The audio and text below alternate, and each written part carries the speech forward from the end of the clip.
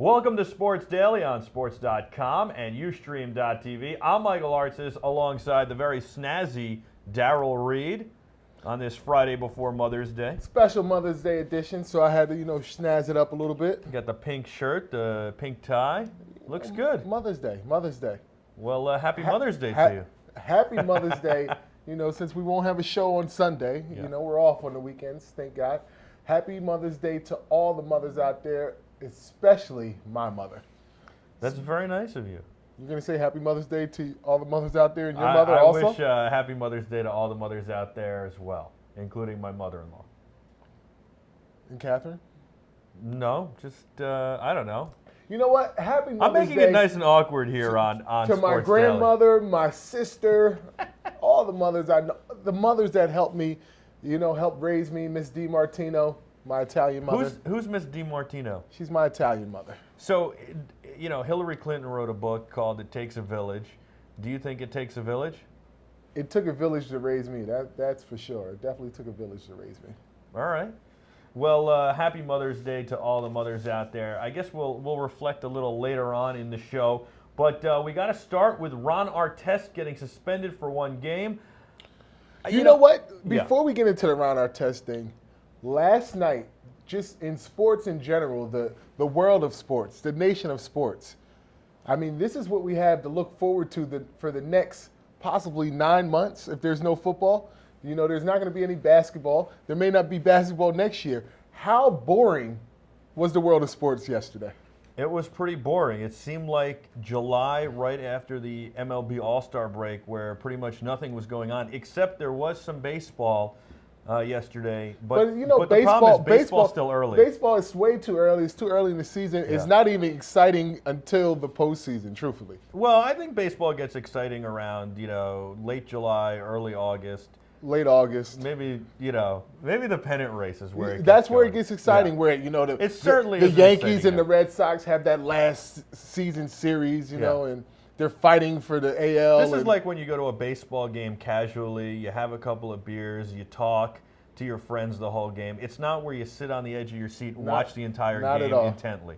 And I was talking to somebody about that, a friend of mine that liked baseball, and I was like, how do you go to the games and actually watch the games? You have to really be under the influence to enjoy an entire baseball game. Or you have to be an insomniac. Or you have to really love baseball. Maybe if you really love baseball, it's totally... Well, what about the guys who go there and keep score? Isn't that weird? You know what I wouldn't mind doing? I wouldn't mind being the guy that sits there with the radar gun and clocks the pitchers. How quickly do you think you'd get bored of that, though? I don't know. Maybe one inning? I think I could sit there and clock pitches all day. 91, 86, 65. That's a changeup, 65. You know what's interesting is shooting baseball. If you shoot video of baseball, it's a hard sport to shoot. Is it? Because I think because it's the most unpredictable sport. It is very football. So to follow the baseball around after it's hit. Yeah, right. That sounds tough. Because football, you have an idea of where it's going, and you can kind of watch and adjust. Basketball, it's either coming towards you or going away from you because you're sitting under the hoop. In hockey, it's a little bit harder because it's a little bit more unpredictable. I would think hockey would be the toughest. Well, but if because you know it's a puck on that ice and you can barely see it. Like on TV, hard. They highlight the puck for you sometimes. It is hard, but it's a little bit easier than baseball. And with hockey, they never highlight the baseball. With hockey, you can keep your shot a little bit wider, and you're pretty much always safe. In baseball, you don't know where that ball's going. It could go right, left, behind you, third base, a pop-up, and when it goes up, you don't know how high it is or how far it is. Especially, it's a much different perspective than a fan. A fan, can really track the ball a little bit better, but it's a lot harder shooting it. It's a very so Mike right now, for those who just joined in, is talking about shooting a baseball game as a cameraman. That's what I'm saying. As a videographer. Yeah, as a videographer. Videographer. It's video. Videographer. Videographer? Yeah. It's still an O in there. Videographer. Must be a slow news Tomato. Hey, Ron Artsis is suspended for the next game, against the Mavericks. The Lakers are already down 2-0. Is that fair that they're suspending Artest, regardless of if the Lakers were up or down in this series? Yeah, you is can't, it fair you can't decide on that. that they're suspending? I think you said yesterday you didn't I feel didn't like think. Look, I kind of. you didn't think he would even get suspended, correct? No, I said that's not what I said. I thought he would. I thought the league would find a way to suspend him, especially because of his past history and because you look at it and it could have started a fight, and that would have been disastrous for the NBA. The NBA does not like fighting. It's not something that they embrace at all. And because of his past history and because of who Artest is, I think that the league decided to suspend him for a game, which is basically, look, it's important to the Lakers, but it is a slap on the wrist. I said I thought the league would find a way to suspend him. I didn't think it was worthy of a suspension. He missed part of the game. I thought it was worthy of a fine. Yeah, we talked about that yesterday. Yeah. We really did. So the Lakers, Andrew Bynum after game 2 says the Lakers have trust issues. Unlike me and Mike trust each other. We really do. We do, yeah. Unless it's about me being on time or something. Then, well, you trust that I'm going to be late, right? Exactly. So we trust each other. I just set my clock for athlete time, that's all. Or for Reid time. We know each other. But the Lakers it's about apparently 4 hours. It's about 4 hours behind. The Lakers apparently are having trust issues, and Andrew Bynum said that after the game. Kobe Bryant kind of said, yeah, maybe we are. And then Derek Fisher said, I don't know what you guys are talking about. What's the point of even bringing that up at this point? You're down 2-0. You're gonna lose the series. Saying that's only gonna make things worse. You know what it is, and I think it's Andrew Bynum's way of getting on his teammates and kind of getting the media to get on his teammates because he's the victim in this case. They're running that pick and roll. The Dallas Mavericks are running that pick and roll with their big man, and Andrew Bynum is the guy who ends up on a guard or a point guard on a Jason Kidd or on J.J. Barrera, who really energized that game too, and he ends up on a point guard.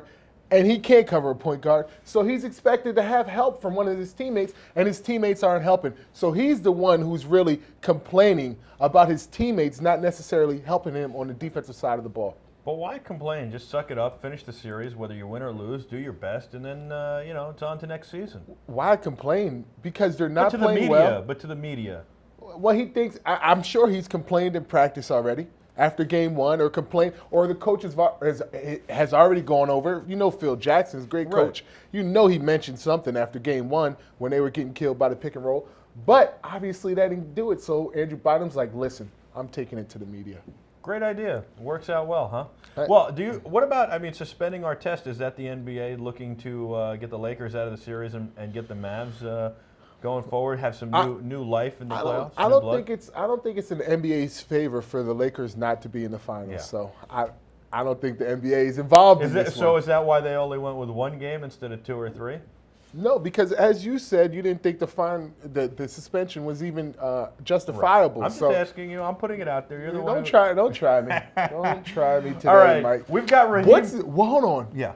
What do you think is going to happen to the Lakers? Do you think they need Artest for Game 3 to win Game 3? They're already down 2-0. Do they need Artest? I'm not going to say they need Artest to win Game 3. I'm going to say that they need Artest to win the series if they were to come back. But they need a good, solid, consistent Artest, and I don't think that he's shown up. And possibly, maybe he's got his mind on other things. It seems like. Here we go with the speculations. No, Mike says Artest has his mind on other things, such as? I don't know what. I'm just saying. When he starts to play like this, when he starts to get into trouble, then... You think he's losing focus? He's losing focus. It seems like, if you look at his history, this has been his history. I'll agree with you on this. I don't think they need Ron Artest. I don't think he's been playing well. I don't think he's been the player that they expected him to be on the defensive side of the ball as well as the offensive side of the ball. So I don't think they really need him for Game 3, and they might play better without him. But I don't expect the Lakers to win the series at this point. Do you expect them to win Game 3?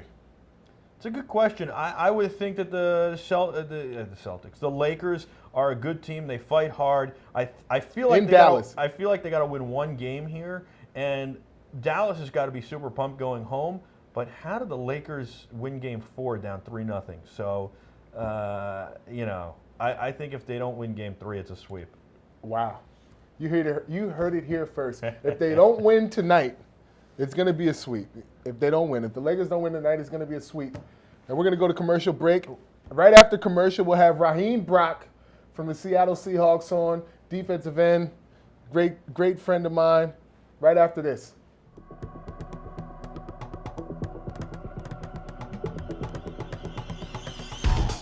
Welcome to Sports. My name is Greg Dorman, and this is Rally Notes.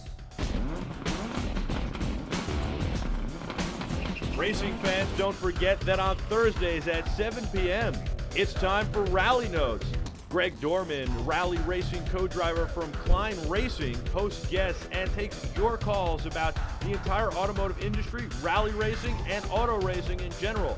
Rally racing is a great sport. They have Subarus and all sorts of off-road, all-wheel drive vehicles that run through the mud and the backlogging roads. But he's not only talking rally, he'll talk all sorts of racing and automobiles as well. We'll test cars, we'll drive cars, and we'll have a lot of fun. Rally Notes, 7 p.m. on Thursday. Don't miss it.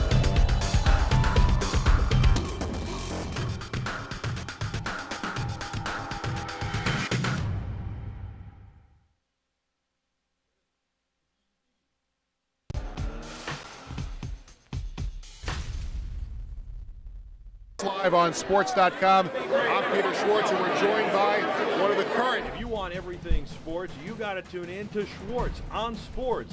Tuesday nights at 8 p.m., Peter Schwartz, the esteemed broadcaster, takes on everything sports. He's got everything from high-end pro sports like the NFL, NBA, and Major League Baseball to alternative sports like extreme games, lacrosse, tennis, golf, and everything in between.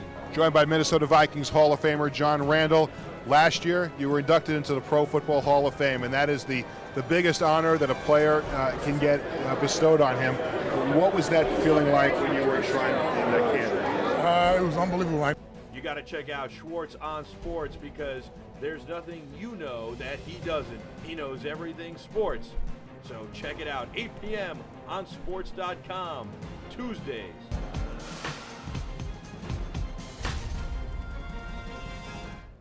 Welcome back to Sports Daily. Darrell Reid alongside my co-host, Michael Artsis. And on the line, we have a very special guest, Raheem Brock from the Seattle Seahawks. 10-year NFL veteran. Raheem, are you on the line? Yeah, I'm here. What's up, man? How you doing?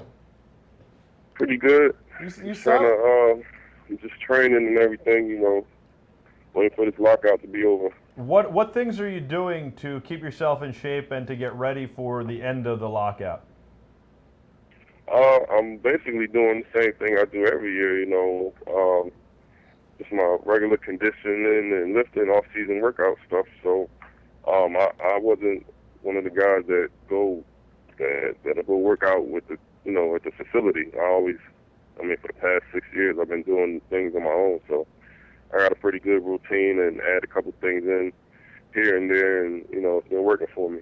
You sound like you just woke up. Is it a late morning for you? You celebrate Cinco de Mayo out there in Philly? Yeah. I was out a little bit. Now, Raheem, what will you step it up to a kind of 3-a-day workout if the NFL lockout continues into what would be training camp? Definitely not. I think training camp is a little overrated. I've had my best seasons when I didn't even participate in camp. So I just think I don't mind missing training camp. No. I'm gonna just do my regular conditioning, and then I may step up the running a little bit, and that's about it. But I won't do any type of 2-a-days or anything like that. Well, I'm with you. I don't like training camp either. Yeah, I missed training camp. There's 3 times I missed training camp. I had my best season.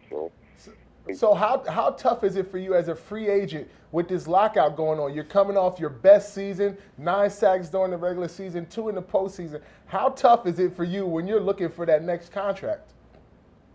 It's really tough because you're just sitting around. You don't know where you're going to be at, or you just have no clue what's going on. You're just sitting in limbo. So all I could do is just train like I regularly do each off season, and just pray that something happens soon. You rather know where you're going to be at and get a deal done than just sitting around You don't know where you're going to be next year and what's going to happen, or if there's even going to be a season, and so it's very stressful. So last year was your first year with the Seahawks, and you had a great year. Talk to me about the differences between the Seahawks and the Indianapolis Colts, where you won a Super Bowl. Well, there was no Reid there in Seattle. I mean, it's a little bit different. Seattle, they're in a rebuilding process. Kind of like how I went to my rookie year in Indy. So it's a little bit different. So I mean, they have a good organization up in Seattle. They have some great coaches out there, and Coach Pete Carroll, he has tons of energy. Great coach. He's in a great situation. The perfect guy to bring in to a organization that's struggling a little bit, and he brings the energy that's needed. So I think that was a great look. The defensive scheme, I love the defensive scheme that they have, and it fits me perfectly. So I could go up there and just enjoy myself and have fun on the field. So in a perfect world, I'd assume, since you had your best year there, that you'd like to return back to Seattle. Yeah, I mean, I love it out there. It's a beautiful city, and the fans are great. The coaches are great. The whole organization, everything's cool. The defense fits the way I like to play, and the coaches are giving me the opportunities that I was looking for. That's why I left Indy, for the opportunity. And they're giving me that opportunity, so I'm just going to go out there and try to take advantage of that. Especially playing in that atmosphere. That stadium is like, the whole atmosphere is like a playoff atmosphere. Every home game it feels like a playoff atmosphere. Yeah, that stadium definitely be rocking. Now, Pete Carroll had coached in the NFL before, but it's been a while. He had been at USC for a long time. How did he make the transition to the NFL or back into the NFL, and was he ready? How did you feel that went down? I thought, we had to make some adjustments. It was some things I wasn't used to, because he still was kind of, he's still doing his college thing, and I just can't. It was some stuff I didn't agree with, but I mean, as the season went on, things got better. Everybody started making adjustments, and with the coaches understanding that we only have a certain amount of guys, we don't have 180 guys on the team or something like that. So, we made good adjustments, and everybody's learning, and we got better, as the season went on. What were some of those adjustments? Just like the practices, maybe a little bit, change the practices up, little things like that, No pads on Thursdays. Yeah, taking the pads off, and it's late in the season. It's like week 12 or 13 and stuff like that. Word. So, running certain drills late in the season and things like that, because you want to keep your guys fresh. It's a long season, and you don't want to wear your guys out on practice and things like that. So, we made some good adjustments during midway through the season, and I think it helped us out a lot. I mean, a lot of people don't know you're one of the few players in the NFL right now that have made the playoffs every year in your career. Last year, you guys were 7-9. Did you think you guys would not make it, or were you still holding on to that rabbit's foot that you got? I was holding on, man. I was holding on, but it was crazy. We on that flight back from Tampa that we lost that game, and the coaches say we're still in the playoffs. I'm like, really? We got a losing record and we're still in the playoffs, so that was a crazy situation. And then we're going prime time on TV, playing the Rams, and it was just crazy how things happened. But it was great, the way it turned out. Even though we didn't get to that Super Bowl, but we was able to turn things around late this season. Now you were drafted by Philadelphia, by the Eagles, and you're from Philadelphia. So was that like a dream come true when you got drafted by the Eagles, or did you think your career, you would spend your whole career in Philly, and how was that to leave there? Uh, yeah, I mean, it was, I grew up in Philly, so I was a big Eagles fan, and it was a dream come true getting drafted and practicing with the Eagles. But then, I had to leave. They didn't have enough money to sign me. However that happened, so I went from the highest of the high to the lowest that I could possibly feel. So I went to Indy, pissed off, and I was trying to make a team. I was like the seventh end defensive end. I had 7 guys in front of me, so I had to work all the way to the top. Work my way up in training camp. So by the time the training camp ended, I was one of the starting ends. So I mean, everything happens for a reason.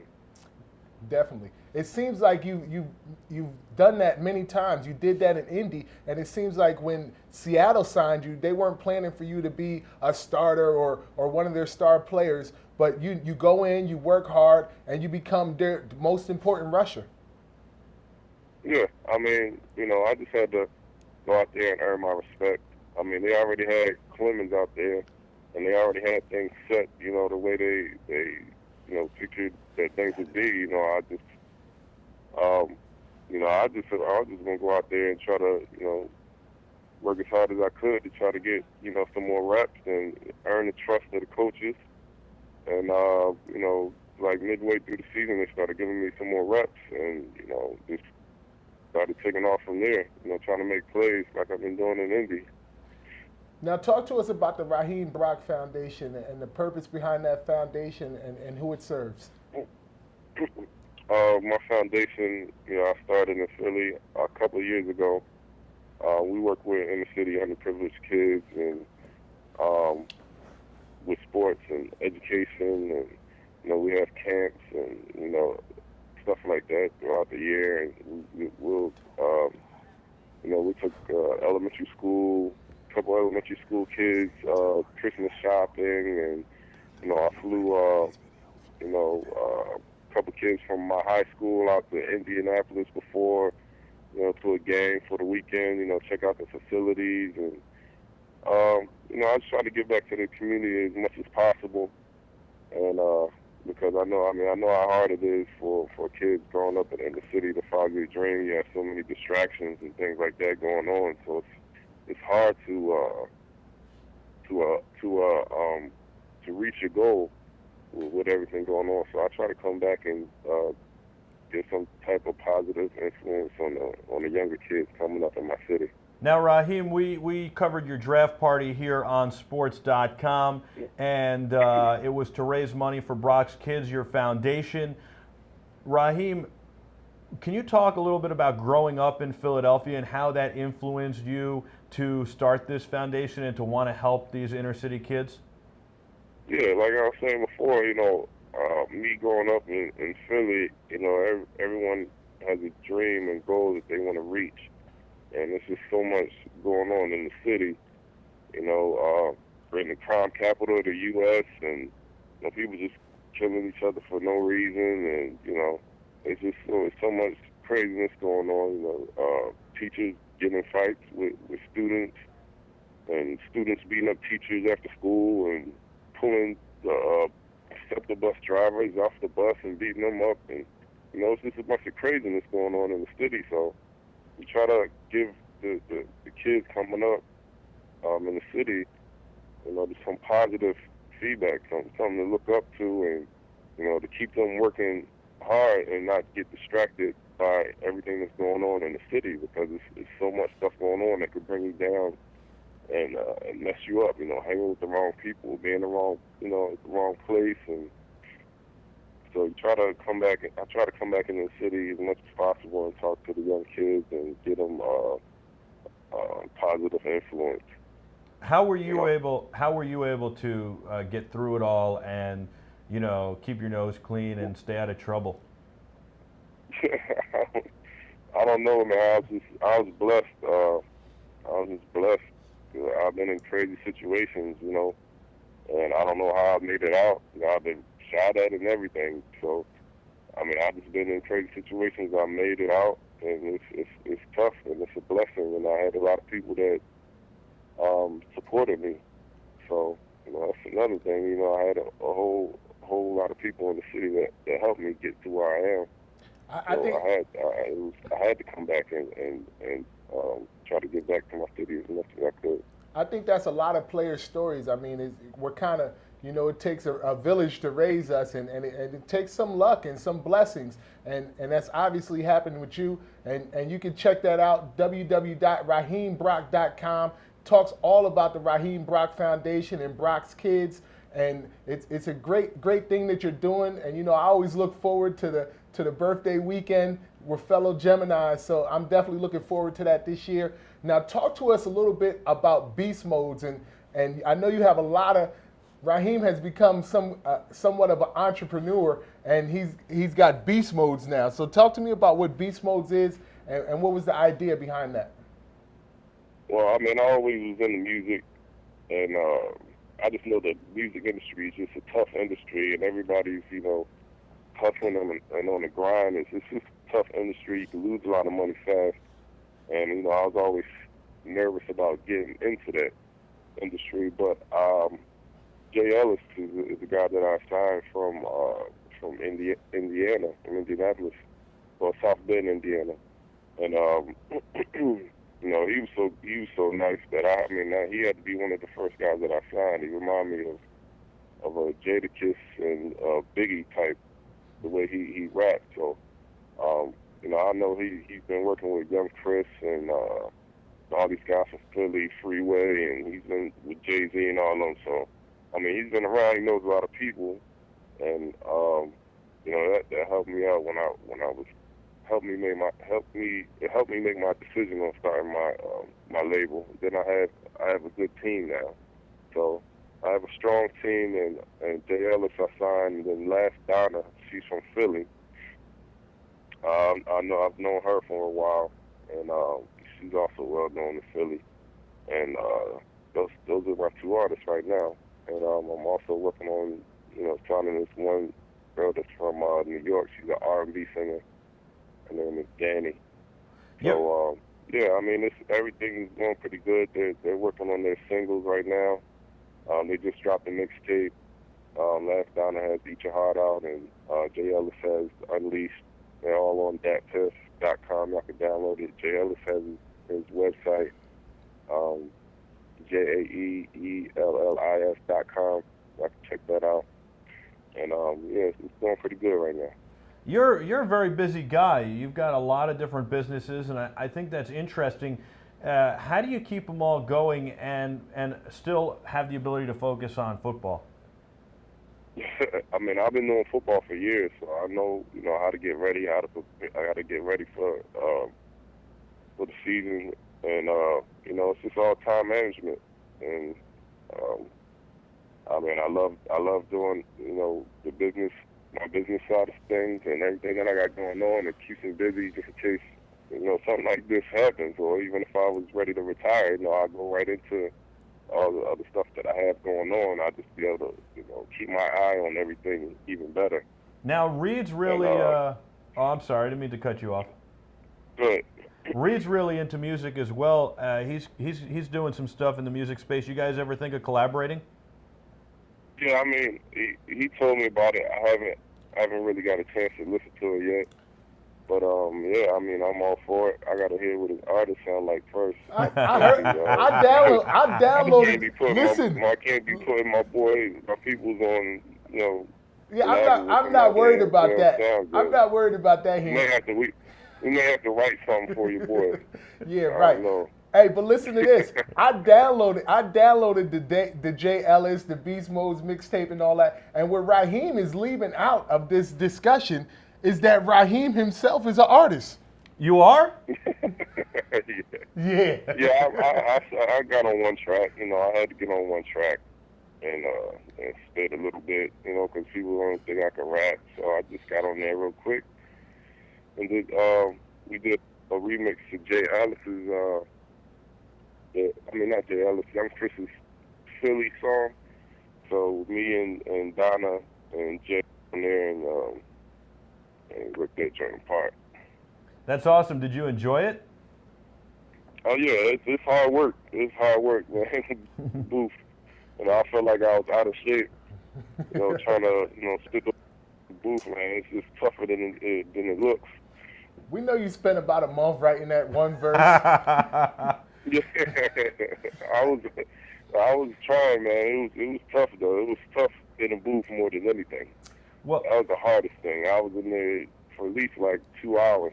Well, Raheem, you're a Philly guy, North Philly, have you ever thought about opening up a cheesesteak spot? Philly is so famous for their cheesesteaks, and I remember one time you took me and my co-host right here, Michael Artsis, to get a cheesesteak, and we didn't go to Geno's, we didn't go to any of those spots. Where did we go, Raheem? Where did you take us that time?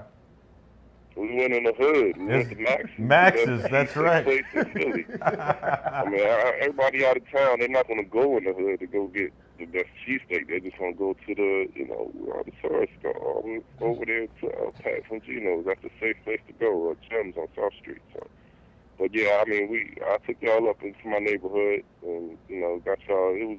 Did y'all eat the whole cheesesteak? It was a giant, wasn't it? It's giant. Hey, it's huge. It was serious. I got to tell you something, too. The thing is, they have the best cheesesteaks. I've had Geno's, I've had Pat's, I've had cheesesteaks, all sorts of other places, Chickies and Pete's, but Max's, without a doubt, has the best cheesesteaks anywhere. And the funny thing is, sometimes I crave it because they're so good, and there's no way I'm going back there by myself.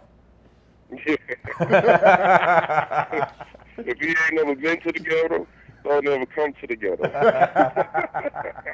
Well, Raheem, who said that? What about nature? Yeah, of course, Jersey. Hey, Raheem, I got a question for him. Okay, ahead, I got go two ahead, questions for you, before Raheem, we we let you go. One is, we were talking about car chase scenes yesterday on the show. What are our favorite car chases of all times? And, I was just thinking, you growing up in Philly, a lot of movies have been set in Philly, and I know Rocky was huge there. What inspired you? Everybody, whatever hometown they're from, if it's been in a movie, usually it inspires you a little. Which movie inspired you the most about Philadelphia when you were growing up? I would say it had to be Rocky. It had to be, right? It had to be. That's Philly's movie. And then is there a car chase that I know you're into cars, is there a car chase that you really love that you think is the best car chase in a movie that you've seen? I think the Born Identity one. Okay. That's a good one. With the Mini? Y'all seen that one? With the Mini Coopers? Yeah. That one's crazy. Yeah, that's hot. We're going to have to pull that one up. That was the craziest one I saw. I picked the Bad Boys one, Heem. I picked the one from Bad Boys with the Porsche when Will Smith was like, "That's how you drive." Oh yeah. All right, Raheem. Real quick before you go, how do people get involved in Brock's Kids? What's the easiest way for them? You said what? How did I hear you? Oh, I said before we let you go, how do people get involved in Brock's Kids and your foundation? How can they get involved? Either donate money or their time or some resources. How can they get involved? Yeah, you just go to the website, RaheemBrock.com, and we just redid the website, so it should have somewhere for you to send an email or donate on the website. Hopefully it's up. No, it's up. It's up, Heem. It's up. It looks good too. Thank you. I appreciate it. Yeah, so that if anybody wants to get involved or donate or anything, you just go to the website and hit the link and send us the email. Last question. You had 9 sacks last season, the most you've had in your career. Who do you credit, or who do you give credit to? I know you spent a lot of years in Indianapolis with great pass rushers, a great pass rushing coach. Who do you give that credit to for helping your pass rushing skills get to that next level? Of course. Who else? John Turner.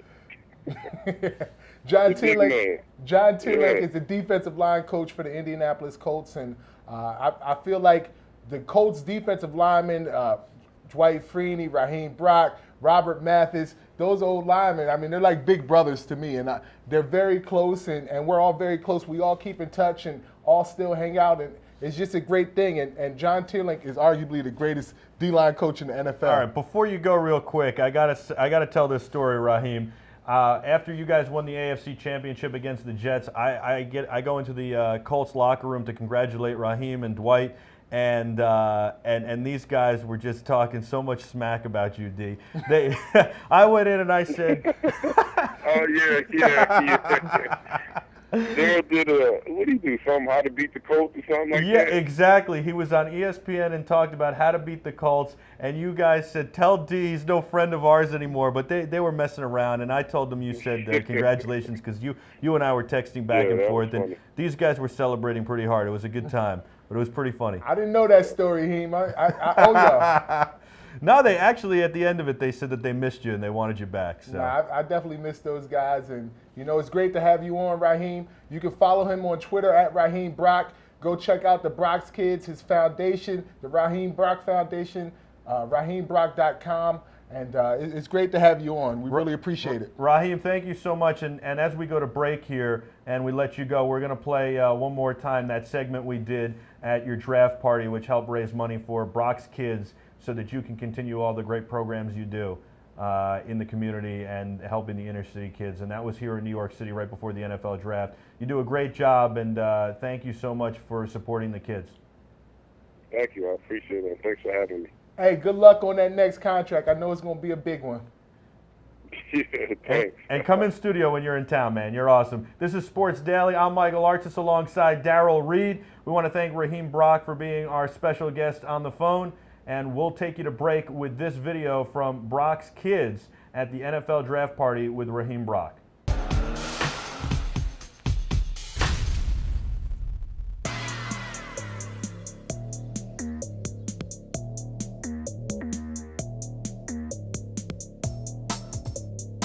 How you doing? We're here at Sports.com. I'm here with Raheem Brock as we celebrate the NFL draft with Maserati and the Raheem Brock Foundation. I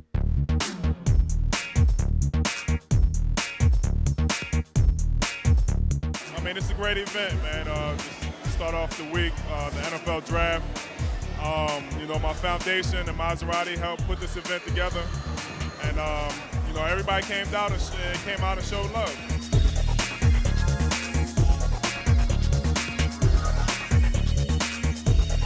We're here with one of the top pound-for-pound boxers of all time, my man Zab Judah. Zab Judah came out to the event to support Raheem Brock. How far you and Raheem go back? Oh, man, we go like a long time, man. You know what I'm saying? I mean, I happened to be in town doing a contract signing for my next fight, and they told me it was going down, so, I had to show up and be here for that.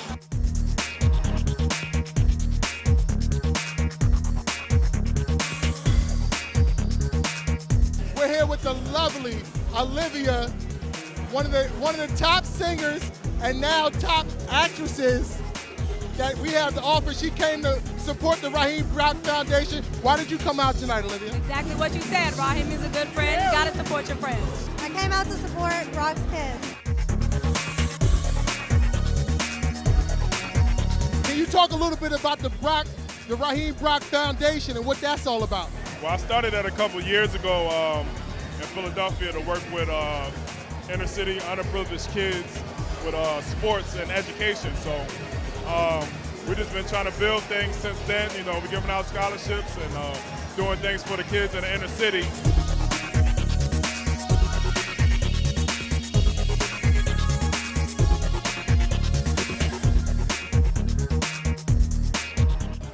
I got the opportunity to watch the show Love and Hip Hop. Tell us about the show and how it's going. The show is going really, really good. Y'all been watching it. Ratings today, 1.9 over the last episode, so we're doing really good. It sounds like you're on your way to another hit song with this song, December. Talk to me about that song, that December, where it came from. Very excited about December. It's number 7 on the iTunes charts, y'all. I'm so excited. Thank you so much for all of y'all support. I'm just really happy. Tell me a little bit about the inspiration behind that song. Just women. I've always been a big supporter of women. Y'all know me from Biz Allen, so always say what's on your mind, and that's what I do. I'm here to speak for all the ladies.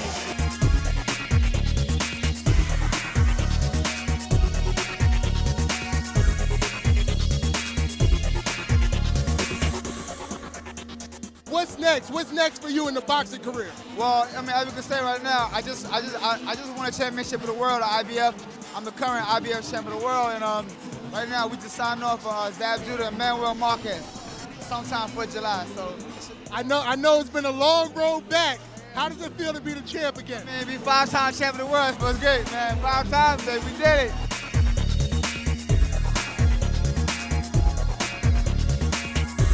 Thanks for watching. We out of here. It's draft time, baby. This was the pre-draft party. Now it's time to watch the draft.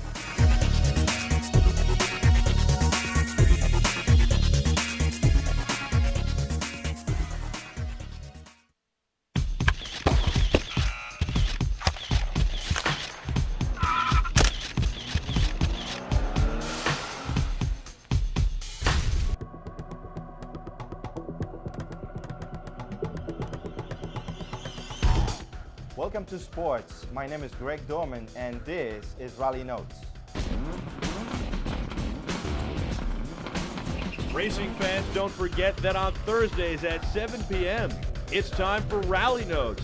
Greg Dorman, rally racing co-driver from Klein Racing, hosts guests and takes your calls about the entire automotive industry, rally racing, and auto racing in general. Rally racing is a great sport. They have Subarus and all sorts of off-road, all-wheel drive vehicles that run through the mud and the backlogging roads. But he's not only talking rally, he'll talk all sorts of racing and automobiles as well. We'll test cars, we'll drive cars, and we'll have a lot of fun. Rally Notes, 7 p.m. on Thursdays. Don't miss it.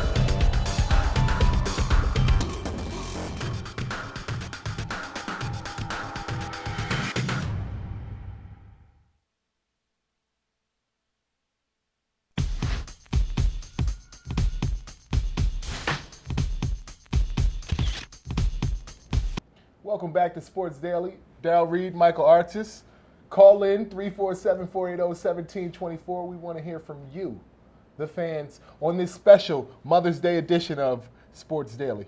And it's a Mother's Day edition because we're not here on Sunday. And, you know, Darrell, is Shaq going to play for the Celtics on Mother's Day or for Mother's Day? Well, he's supposed to play tonight. He's supposed to play. No, actually, the game is tomorrow. And this is what I don't understand about the NBA. This scheduling. Like, I know because we talk about these games that the Lakers already played and Chicago they played. So we should be talking about the Miami and Boston series next and the Grizzlies and Oklahoma City. But somehow the games got flipped.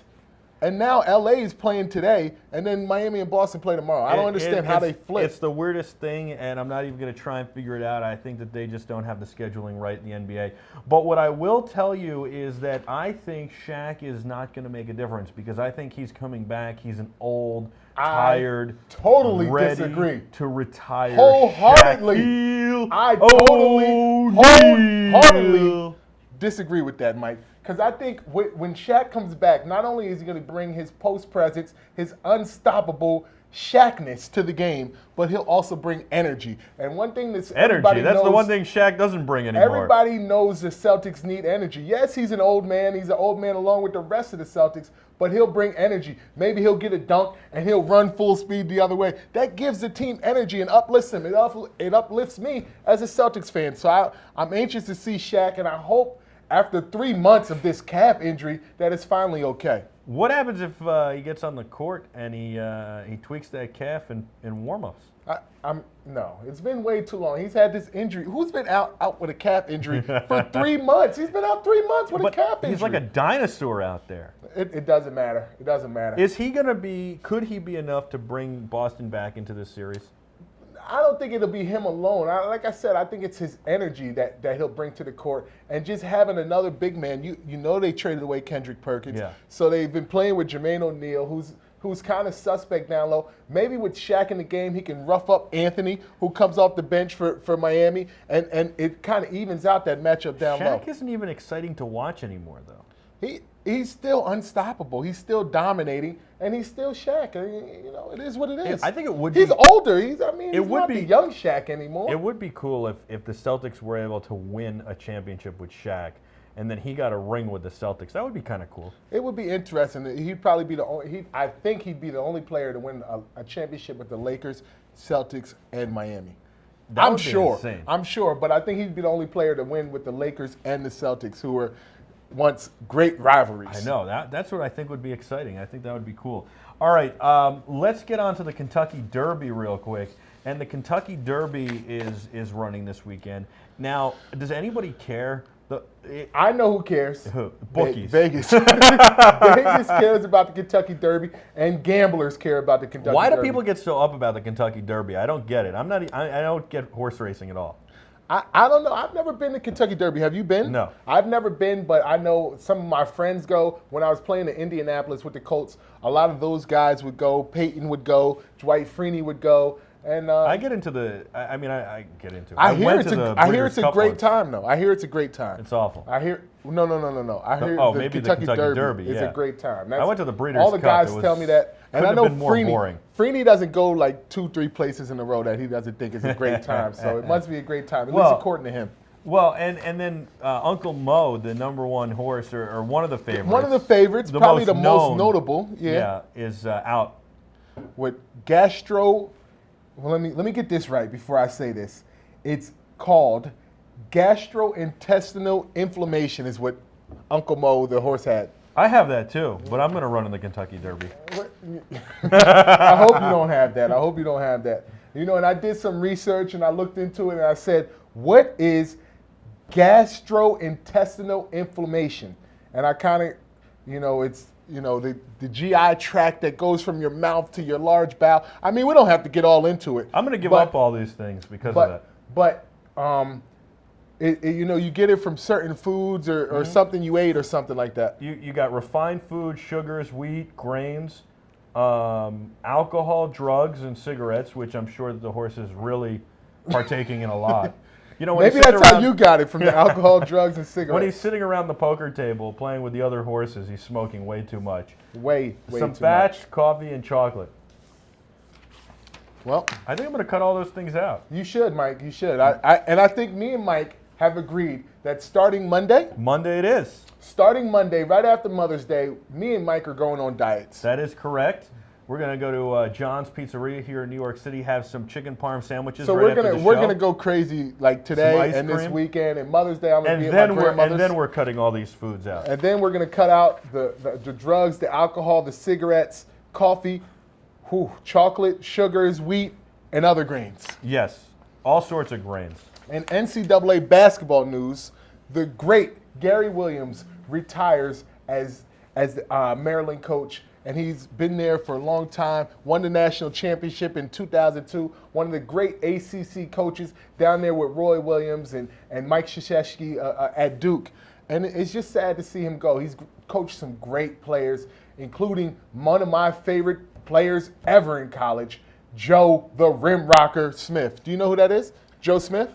I know who Joe Smith is. I loved him when he played in college. He used to dunk and then do a little body rock. And I always wanted to do that. And then when I could dunk, I can dunk? I did it. I used to be able to dunk. I don't think I can anymore. Wow. I'm getting old. I'm almost 30. You're almost as old as Shaq. Better watch Shaq out. can still dunk, though. He can. Well, he doesn't have to really jump. He doesn't. He can just raise his arms. Yeah, so. He'll probably be dunking in his wheelchair.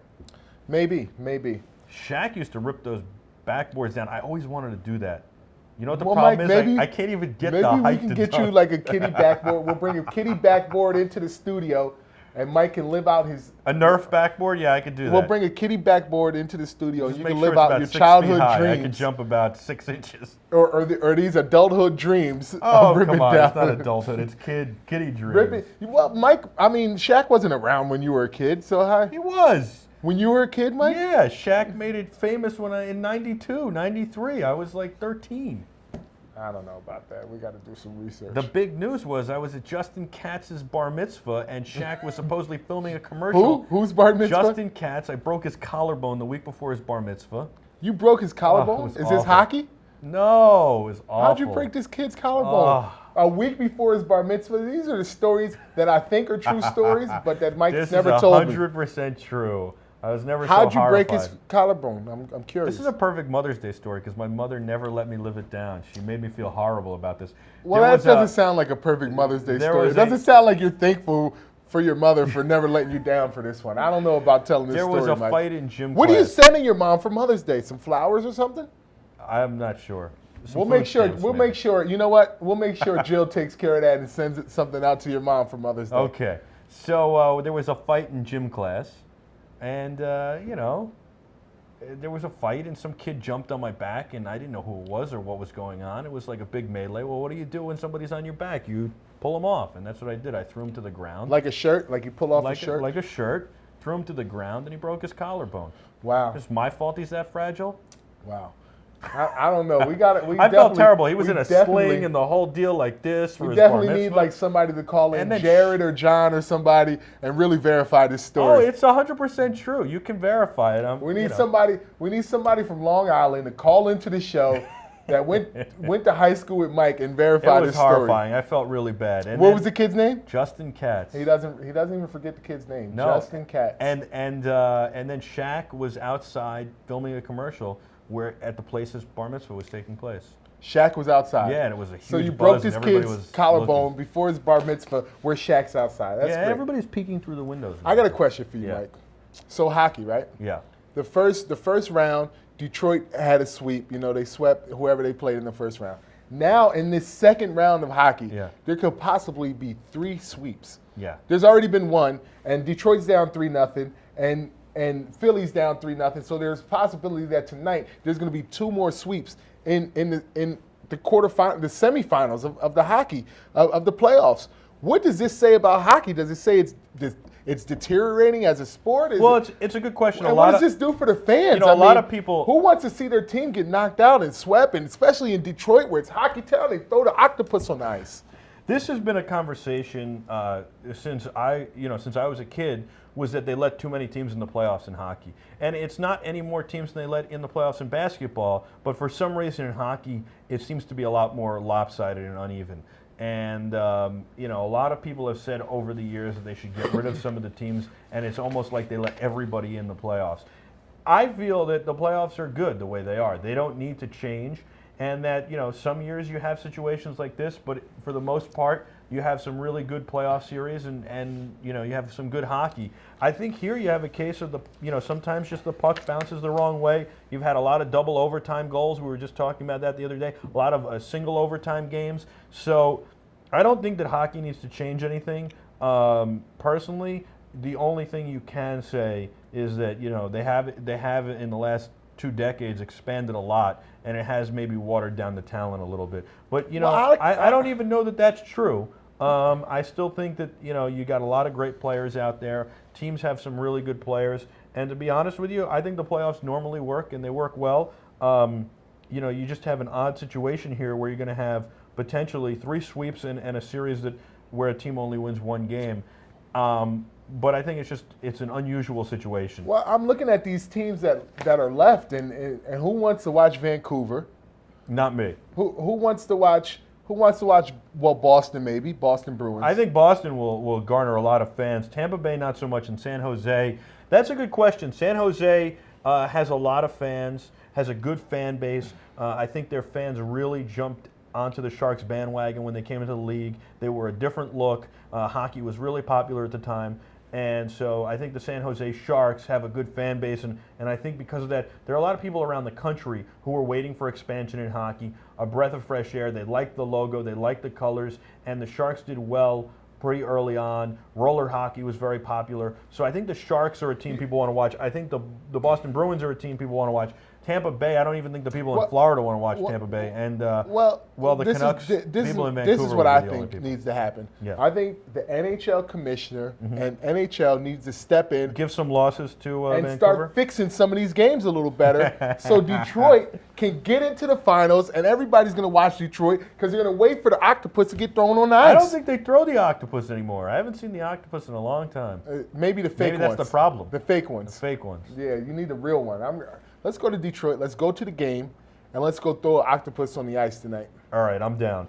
All right. Maybe that's the difference. And by the way, 4-time Indy 500 winner A.J. Foyt will be in the pace car for this year's Indy 500. He'll be driving it, and he is one of the most recognizable names in IndyCar history. And so I think it's nice for the fans, you know, to see somebody like A.J. Foyt support the sport, come back to the sport. You don't hear that much about Mario Andretti anymore, who is a huge name in the sport. I think he's probably over in Europe, like or something. Getting money. Getting paid. Getting money. But yeah, but he doing could come back and commercials. support the sport. We need to He see some could. commercials. He should. Yeah. He should. And I think it's good for the Indy 500 to get AJ Foyt instead of a guy like Donald Trump. Get Donald Trump out of there.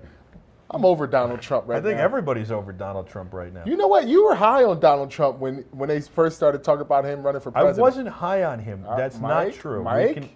No. Well, I was not turning this show political today. No, I was not high on Donald Trump. I said I can see why he would be an appealing candidate for a lot of people. You said you would vote for him. I did not say that. All right, I made that up. Thank you. Because I never said that. Okay, I said I could see why he would be an appealing candidate, and the reason why was because a lot of people wanted change back in 2000, and then we didn't get it, and then they wanted change in 2004, and we didn't get it, and they wanted change in 2008, and we still haven't gotten, even though we had a There is a change. There is a change, and because Obama got Osama, you're going to now vote for Obama. I'm not talking about who I'm going to vote for. I think Mike's going to vote for Obama on the low. It doesn't matter. Are you independent? No, we won't talk about that. So anyway, but what I'm saying is I can see why he's appealing, because the idea is that he knows what he's doing to run a business, and the biggest complaint is the economy. And that's what I was saying. I wasn't saying that anybody should vote for him. I'm not saying that I would vote for him. I'm not saying that I think he would make a good candidate. I said I see why he could be appealing. All right, Mike. I understand what you're saying. I just wanted to clarify that. Okay. All right. I'm glad you got that out the way.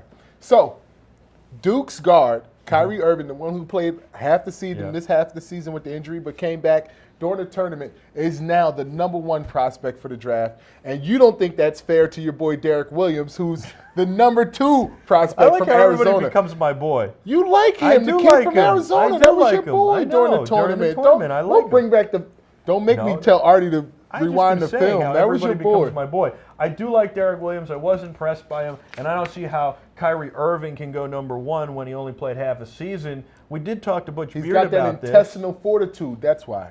We did talk to Butch Beard about this, and he thought he was going to go high, maybe 1 or 2. They're saying he's going to go 1. We'll have a lot more to talk about this in the coming weeks, but I got to tell you, I think Derek Williams earned it, and I think Derek Williams deserves to go #1. And if I was picking, safe money is on Derek Williams, because Kyrie Irving hasn't proven that much to me, and only got to play half a season. I think he proved that he could come back, that he has that intestinal fortitude that I keep talking about, and he proved he can come back from an injury, and there was a lot of pressure on him. He came just back like Justin Katz came back from his he injury came to back have a bar mitzvah. during the tournament and still played at a high level, and I think that's what the NBA, and because it goes off of the P word. You know what the P word is? Perseverance. No. When you're getting drafted, when you're going into the NFL, the NBA, MLB, everything's based on the P word. Well, you got me.